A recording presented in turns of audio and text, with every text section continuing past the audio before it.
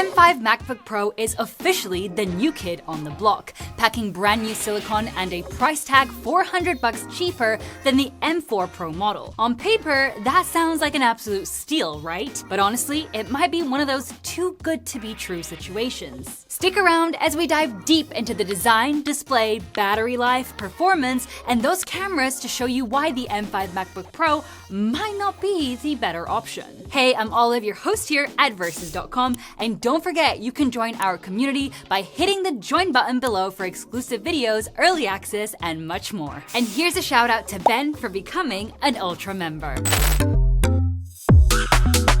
Physically speaking, both of these machines are basically twins. We're looking at the exact same aluminium build, identical dimensions, backlit keyboards, Touch ID, and even the same color options. When it comes to the weight, the M5 MacBook Pro is just a hair lighter, sitting at 3.4 pounds. When it comes to the ports, it's again pretty much the same. You get 3 USB-C Thunderbolt ports, a full-sized SD card reader, HDMI 2.1, a 3.5mm headphone jack, and a MagSafe 3 connector. However, this is where we find our first difference. The M5 comes with Thunderbolt 4, which tops out at a data transfer speed of 40 gigabits per second. Meanwhile, the M4 Pro offers Thunderbolt 5, with data speeds of up to 120 gigabits per second, so 3 times faster. But now let's see if the displays also hide some secrets for us. Both of our units are built with 14.2-inch displays, though you can size up to a 16.2-inch display with the M4 Pro. Both are IPS LCDs with mini LED technology, both have the exact same resolution, and both have a maximum 120 Hz refresh rate. For creators, you can find the wide color P3 color space on either. We've got a tested maximum brightness of a tiny bit more than 1000 nits on both computers with manual brightness turned on. Both Macs support HDR10+ and Dolby Vision content, and Apple claims a peak of 1600 nits for these formats. For all of you using multiple displays, you can hook up to 2 6K monitors at 60 Hz right alongside the MacBook's own screen for a 3-display workflow. So honestly, you are getting identical displays here with 0 differences to speak of. Both are super bright, really sharp, and the colors are incredibly spot on. They both feature an anti-reflective coating straight out of the box, but you can configure either one with a nano texture screen for an extra $150 to keep reflections to an absolute minimum. Now let's see what is going on with these cameras.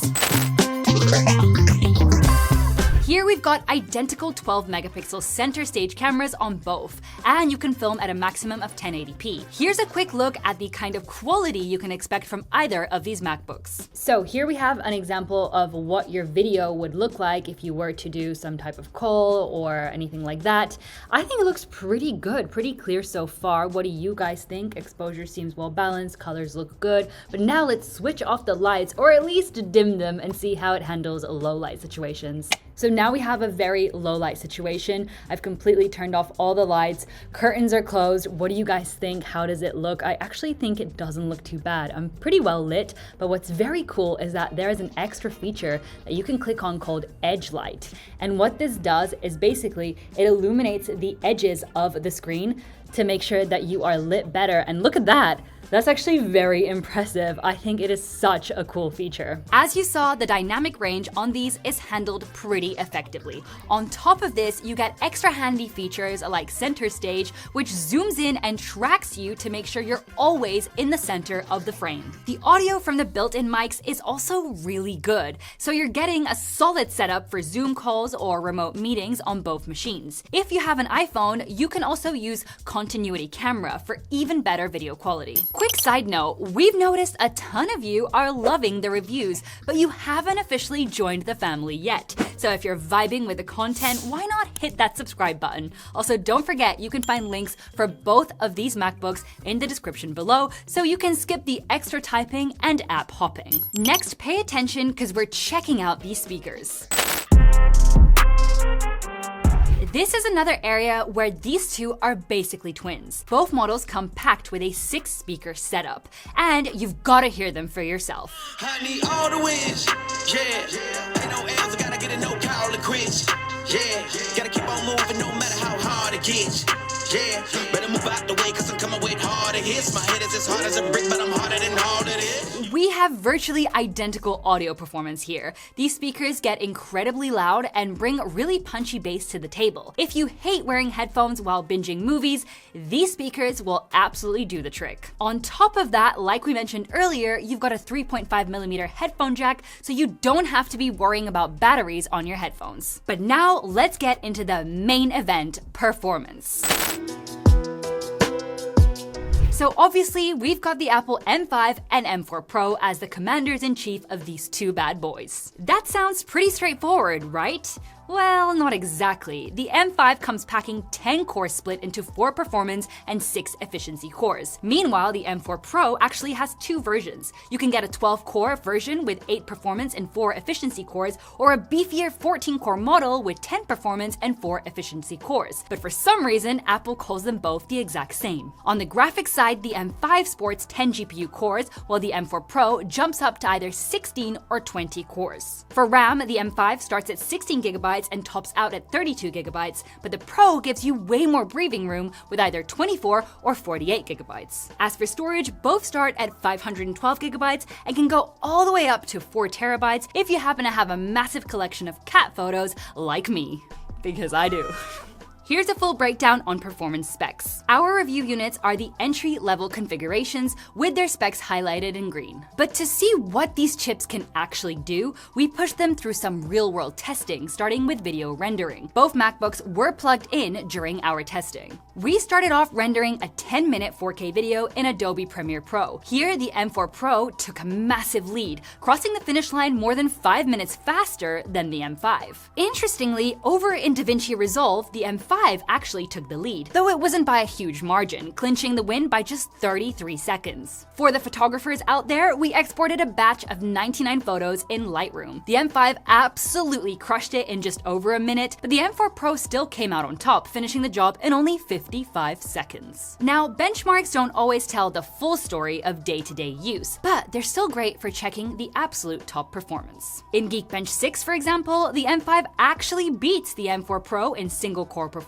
but for multi-core, the M4 Pro basically skyrockets past the 20,000 point mark. The M5 honestly shocked us when testing read and write speeds with amorphous disk mark. Not only was it significantly faster than the M4 Pro, but the overall speeds were also super balanced. We also checked web responsiveness with Speedometer 3.1, and both computers landed nearly identical scores and well over 30 points, which basically means top-tier performance for anything browser-based. Over in the graphics department, the M4 Pro definitely flexed its muscles in the Geekbench 6 GPU test, nearly hitting that 100,000 point milestone, close but not there yet. We also tested ray tracing with 3D Mark's Solar Bay Extreme. For the second time, the M4 Pro proved its superiority, though the actual FPS difference wasn't massive, with both hovering right around the 30 FPS mark. Finally, we fired up Cinebench to see how these chips handle rendering complex 3D scenes. For the third time in a row, the M4 Pro just outclassed the M5 by a pretty significant margin. We also measured usual temperatures during testing using a heat camera. Even though the M4 Pro has 2 fans,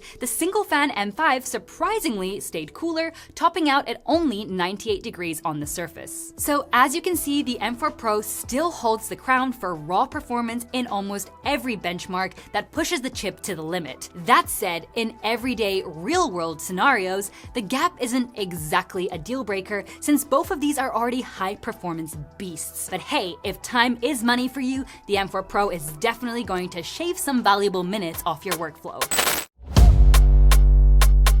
Taking a quick look at the software, both of these machines are running macOS Tahoe 26.3 with 26.4 currently out in beta as we speak. Apple is famous for not giving us an exact expiration date for their devices, but you can usually expect at least 7 years of support for these Apple Silicon chips. macOS Tahoe introduces the liquid glass interface, which looks super sleek to some and a bit of a challenge to read for others. You're also getting more control center personalization, better continuity for using your iPhone on your Mac, and obviously full access to Apple Intelligence for things like Genmoji or Image Playground. But for us, the best Apple Intelligence feature has to be the writing tools, which make refining or proofreading your work a total breeze. All right, let's wrap it up with our final category. Both of these Macs come with identical 72.4 watt-hour batteries, though if you size up to the 16-inch M4 Pro, you'll get a much beefier 100 watt-hour cell. When it comes to charging, Apple hasn't given us the exact speed limits, but they've noted the M5 can handle up to 70 watts USB-C fast charging. Meanwhile, the 14-inch M4 Pro is down for 96 watts fast chargers, and the 16-inch model can take up to 140 watts. To really see how these batteries hold up, we set both MacBooks to balanced mode, cranked the brightness way up to the same level, and went to town. We opened a bunch of Chrome windows, streaming standard YouTube videos, a live stream, and added some other heavy-duty tasks to the mix. This is definitely an extreme scenario, but after 4 hours and 32 minutes, the M4 Pro was the first to tap out. The M5, on the other hand, said arrivederci at the 5 hour and 7 minutes mark, outlasting its rival by over half an hour. Obviously, with normal use, both of these should give you way more screen time, but it's interesting to see the M5 win the endurance race over the similarly powerful M4 Pro. But honestly, the price is the single biggest piece of info you need. Even though the M5 starts at a pretty hefty $1,599, the M4 Pro, like we mentioned, is a full $400 more, hitting $1,999. And $400 can buy you around 220 Kit Kats. And who doesn't love Kit Kats? However, here's a cheat code. The best place to snag a MacBook is usually a retailer like Best Buy. They almost always have discounts running on the base configurations, and you can often find open box units in excellent condition for up to $250 off. Plus, you can still add Apple Care if you need it. If you want a built-to-order MacBook, basically your only option is paying full price directly through Apple. So if you ask us, yeah, the M4 Pro is the champ when it comes to raw performance, but the M5 honestly has nothing to be jealous of. You're getting pretty much identical screens, audio, cameras, and even the ports aren't too different. But that M5 price tag, however, is just way too good to ignore. Plus, you're getting better battery life too. Is the M5 really too good to be true?